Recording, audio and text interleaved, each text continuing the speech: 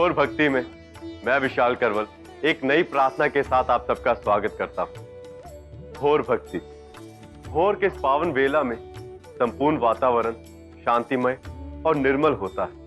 देवी देवता इस काल में विचरण करते हैं और सभी सद्गुणों की प्रार्थना करते हैं। भोर की बेला केवल दिन के आरंभ की बेला ही नहीं, अपितु प्रतिदिन जीवन के एक नए अध्याय का शुभारंभ है। इस बेला में ईश्वर का स्मरण न केवल हमारे अंतस को शांत रखता है, बल्कि हमारे भीतर सहृदयता, दया, कर्तव्यनिष्ठा के भाव को भी दृढ़ करता है। दिन के श्री गणेश होने से पहले भोर भक्ति की बेला आरंभ हो जाती है। ब्रह्म मुहूर्त से दिन का आरंभ अच्छा हो, इस कामना से आराधना करते हैं तो सबसे पहले श्री गणेशाय नमः ही याद आता है। शुभ और मंगल की कामना की पूर्ति ही गणेश दर्शन से निहित है। किसी भी कार्य के पहले पूज्य गणेश की अपनी ही कथा है। गणेश का भोर की शुभ बेला में नमन अमृत का घूंट पीने जैसा है। गणेश पुराण में बताया गया है कि मंगलवार के दिन ही पृथ्वी पुत्र भौम को गणेश जी ने दर्शन दिए थे। इसके बाद भौम का नाम मंगल हुआ। गणेश जी ने मंगल को वरदान दिया कि मंगलवार के दिन चतुर्थी तिथि में जो व्यक्ति गणेश की पूजा करेगा उसके सारे विघ्न बाधाएं खत्म हो जाएंगी। गणेश दुख हरता है, विघ्न विनाशक है। उनके सुंदर रूप कौन न मोहित हो जाए। माता पार्वती ने इनका निर्माण शिव की अनुपस्थिति में किया था। जब शिव शत्रुओं का नाश करने गए थे और निर्देश दिया कि किसी को भी घर में प्रवेश न करने दे। शिव जब वापस आए तो गणेश ने इन्हें अंदर जाने से मना कर दिया। क्रोध से कुपित शिव ने गणेश का सिर धड़ से अलग कर दिया। इससे क्रोधित पार्वती ने गणेश जी को दोबारा जीवित करने का अनुरोध किया। कहा कि वह हमारे पुत्र हैं। तब शिव ने गणेश के सिर की जगह एक हाथी का सिर लगाकर जीवित कर दिया और सूंड के साथ गणेश जी जीवित हुए। माता प्रसन्न हुई। गणेश को प्रसन्न करने के लिए 5 दुर्वा चढ़ाते हैं। लाल सिंदूर से गणेश जी का तिलक करते हैं। लाल वस्त्र, 5 बेसन के लड्डू का भोग, 5 सुपारी अर्पित करते हैं। मंगलवार भगवान गणेश का दिन माना जाता है। ऐसा मानना है कि इस दिन गणेश भगवान की आराधना से सारे बिगड़े काम बन जाते हैं। सच्चे मन से प्रार्थना करने से सारी मनोकामनाएं पूरी होती हैं। गणेश की संरचना और नामों में असीम शक्ति निहित है। गणेश के जीवन पर दृष्टि डालना मानव जीवन के विभिन्न प्रश्नों के उत्तर ढूंढने की राह है। जब हम गणेश जी की एक मानवीय स्वरूप में कल्पना करते हैं तो उनके बुद्धि चातुर्य का उदाहरण सामने आता है। गणेश जी देव होने के अभिमान से सर्वदा दूर रहे और उन्होंने संसारी भूमिका को सर्वोपरि रखा। देवताओं में जब होड़ लगी कि सबसे पहले पूजा किसकी की जाए, तब परमपिता ब्रह्मा ने कहा कि जो देवता संसार का चक्कर सबसे पहले पूरा कर लेगा उसी की पूजा सबसे पहले होगी। सभी अपने अपने वाहनों से तीव्र गति से पृथ्वी की परिक्रमा करने निकल गए। गणेश जी के पास उनका नन्हा वाहक मूषक था। उन्हें भी ये परिक्रमा पूरी करनी थी, लेकिन उन्होंने अपने विवेक को नहीं छोड़ा। उनके लिए तो माता पिता ही संसार थे। उन्होंने उन्हीं की परिक्रमा कर ली और सबसे पहले पूजन का अधिकार प्राप्त कर लिया। इसलिए गौ गणपतये नमः या फिर श्री गणेशाय नमः ही आरंभ का द्योतक हो जाता है। गणेश जैसा विवेक हो तो कभी कष्ट न भोगना पड़े। गणेश जी अपनी विशेषताओं के कारण सभी देवताओं में प्रथम है। उन्हें दंड देना भी आता है और क्षमा करना भी। तुलसी के विवाह अनुरोध को ठुकरा देने पर तुलसी ने इन्हें शाप दिया। कुपित गणेश ने भी तुलसी को शाप दे दिया। गलती का आगे चलकर जब आभास हुआ तो तुलसी ने गणेश से क्षमा मांगी और गणेश ने अविलंब दयालुता का परिचय देते हुए तुलसी को क्षमा कर दिया। गणपति आदि देव हैं, जिन्होंने हर युग में अलग अवतार लिया। उनकी शारीरिक संरचना में भी विशिष्ट व गहरा अर्थ निहित है। शिव मानस पूजा में श्री गणेश को ओम कहा गया है। इस एकाक्षर ब्रह्म में ऊपर वाला भाग गणेश का मस्तक, नीचे का भाग उदर, चंद्र बिंदु लड्डू और मात्रा सूंड। गणेश जी से जुड़ी अनेक कथाएं हैं जो गणेश को पूज्य बनाती हैं। अंतराल के पश्चात भोर भक्ति में आपका स्वागत है। पूजा में भगवान श्री गणेश जी को सर्वश्रेष्ठ स्थान दिया गया है। शास्त्रों में एक बार जिक्र आता है कि भगवान शंकर त्रिपुरासुर का वध करने में जब असफल हुए तब उन्होंने गंभीरता पूर्वक विचार किया कि आखिर उनके कार्य में विघ्न क्यों पड़ा। तब महादेव को ज्ञात हुआ कि वह गणेश जी की अर्चना किए बगैर त्रिपुरासुर से युद्ध करने चले गए थे। इसके बाद शिव जी ने गणेश जी का पूजन करके उन्हें लड्डुओं का भोग लगाया और दोबारा त्रिपुरासुर पर प्रहार किया। तब उनका मनोरथ पूर्ण हुआ। गणेश जी को लक्ष्मी जी का मानस पुत्र माना जाता है और लक्ष्मी जी के साथ इनका पूजन भी किया जाता है। वक्रतुंड रूप में मत्सुरासुर को अभयदान देकर देवी देवताओं की उससे रक्षा की। एकदंत रूप में गणेश जी ने महर्षि च्यवन के पुत्र मदासुर को पराजित कर कहा, जहां मेरी पूजा हो वहां मत जाना। इसी तरह मोहासुर, लोभासुर, अहंतासुर आदि का दर्प चूर किया।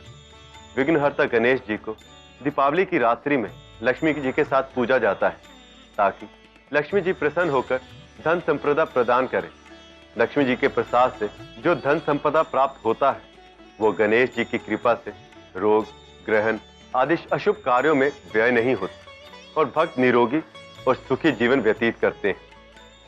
लक्ष्मी जी के साथ गणेश जी का पूजन करने से संसारी बाधाओं से मुक्ति मिल जाती है। गणेश चतुर्थी भगवान गणेश की आराधना का व्रत है। बुद्धि, समृद्धि और सौभाग्य के देवता का जन्म भी इसी तिथि को हुआ था। ऐसा माना जाता है कि भगवान गणेश का जन्म मध्याह्न काल दौरान हुआ था, इसलिए मध्याह्न के समय को गणेश पूजा के लिए ज्यादा उपयुक्त माना जाता है। गणेश चतुर्थी की अनेक कथाएं।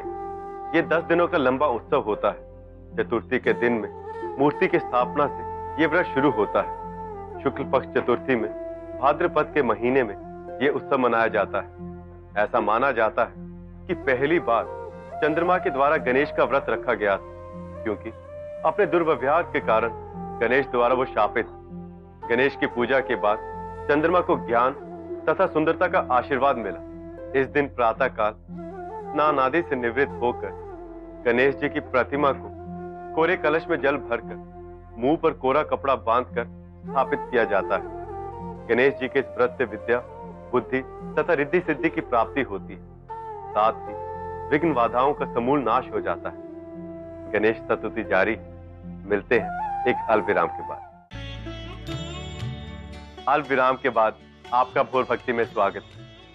गणेश जी के वैसे तो सहस्रों नाम हैं, लेकिन 12 नाम ऐसे हैं जिनका बारंबार प्रयोग होता है। सुमुख, एकदंत, कपिल, गजकर्णक, लंबोदर, विकट, विघ्ननाश, विनायक, धूम्रकेतु, गणाध्यक्ष, भालचंद्र, गजानन, उपरोक्त 12 नाम नारद पुराण में पहली बार गणेश के 12 नामावली में आया है। विद्यारंभ तत्व विवाह के पूजन के प्रथम में इन नामों से गणपति की आराधना का विधान है। गणेश जी के नाम के पीछे भी कोई न कोई रहस्य है।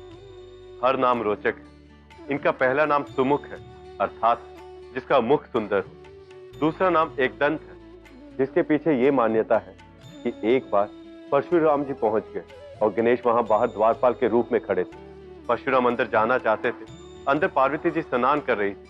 गणेश के रोकने पर परशुराम ने वार कर दिया, जिससे इनका एक दंत टूट गया और इनका नाम एक दंत पड़ गया। गणेश जी का तीसरा नाम है कपिल। जिस प्रकार कपिल वर्णीय गाय दूध, दही आदि देकर मनुष्यों का हित करती है, उसी प्रकार गणेश जी भी हित करते हैं। इनका चौथा नाम है गजकर्ण, जो इनके हाथी जैसे कानों की वजह से पड़ा। इनके बड़े उदर की वजह से इन्हें लंबोदर भी कहा गया। समस्त विघ्नों के विनाशक होने की वजह से इन्हें विघ्न विनाशक भी कहा गया। और इनके अन्य नामों में विनायक, धूम्रकेतु, गणाध्यक्ष आदि प्रमुख। गणेश शिवजी और पार्वती के पुत्र हैं। उनका वाहन मूषक है। गणों के स्वामी होने के कारण उनका एक नाम गणपति भी है। ज्योतिष में इनको केतु का देवता माना जाता है और जो भी संसार के साधन हैं उनके स्वामी श्री गणेश जी। हाथी जैसा सिर होने के कारण उन्हें गजानन भी कहते हैं। गणेश जी का नाम शास्त्रों के अनुसार किसी भी कार्य के लिए पहले पूज्य है, इसलिए इन्हें आदि पूज्य भी कहते हैं। गणेश की वंदना करने वाले कार्य कभी भी अधूरा नहीं रह सकते। बहुत से लोग गणेश जी को ब्रह्मचारी के रूप में पूजते हैं, लेकिन उनके विवाहित होने का भी शास्त्रों में वर्णन है। उनके विवाह को लेकर एक बहुत ही रोचक प्रसंग है। कहते हैं कि गणेश जी का रूप मनुष्य जैसा न होने के कारण उनका विवाह नहीं हो पा रहा था। कोई भी कन्या विवाह के लिए सहमत नहीं होती थी।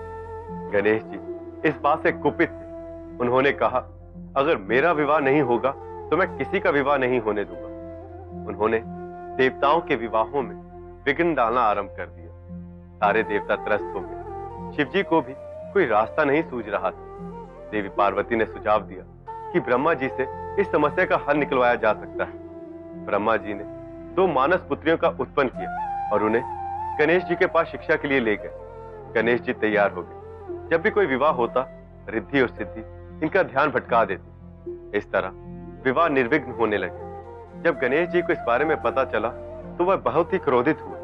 तब ब्रह्मा जी रिद्धि और सिद्धि को लेकर अवतरित हुए और कहा कि आपने इन्हें शिक्षा दी, मुझे इनके लिए योग्य वर नहीं मिल रहा, आप इनसे विवाह कर लीजिए। इस तरह श्री गणेश का विवाह संपन्न हुआ। गणेश जी की विवाह लीला में रिद्धि सिद्धि के योग का दार्शनिक रूप से व्यापक अर्थ निकाला जाता है। रिद्धि और सिद्धि का लोप हो जाए तो दुनिया में रहना आसान नहीं रहेगा।